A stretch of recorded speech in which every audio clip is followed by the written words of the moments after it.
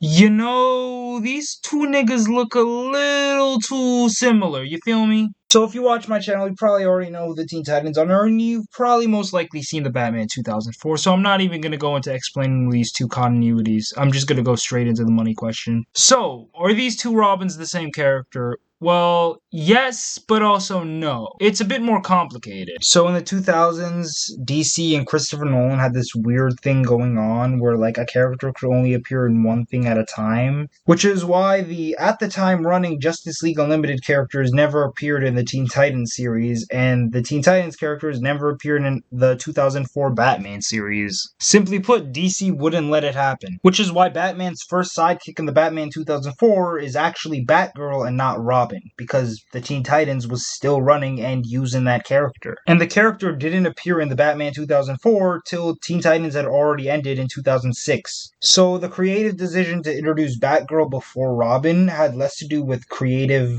visions and more to do with just legal shit that the creators didn't have any control over. Now, a lot of people have been using this one picture from one of the Teen Titans promotional comics that had to do with the show, which depicts a model for Batman that is very similar to his Batman 2004 rendition, as concrete evidence that these shows take place in the same continuity. And I hate to break it to you, but same logic, Justice League Unlimited and Teen Titans share the exact same continuity. Then again, the canonicity of these Cartoon Network promotional comics is iffy at best and just non-existent at worst. Other than that, the only piece of content connecting these two, which I actually have never seen this being used to like try to connect the two, is this one WB Kids bumper, which, let's be honest, is non-canon because by this exact same logic, Yu-Gi-Oh! And Scooby-Doo take place in the same universe. And Terry McGinnis watches Pokemon. The problem is the fact that Robin hadn't even been introduced in the Batman 2004, and this doesn't make sense considering the fact that Batman has a completely different design by the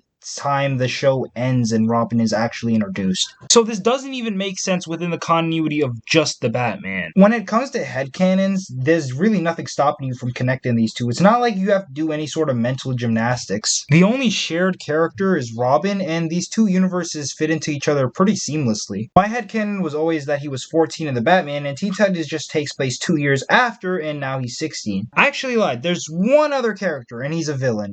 Killer Moth. Yeah, Killer Moth's design is completely different from both shows, but there's a little explanation that I have in my head that I think works. Killer Moth obviously has a human daughter in the Teen Titans show, but he's clearly not human. I don't think that's a suit. My theory is that he somehow mutated himself into a moth, which explains why he has a human daughter, but he is not a human himself. Anyway, the shows don't take place in the same universe, but they might as well.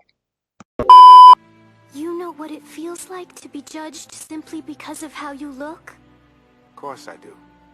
I'm part robot. Shut your ass up. You don't even belong here. Shut your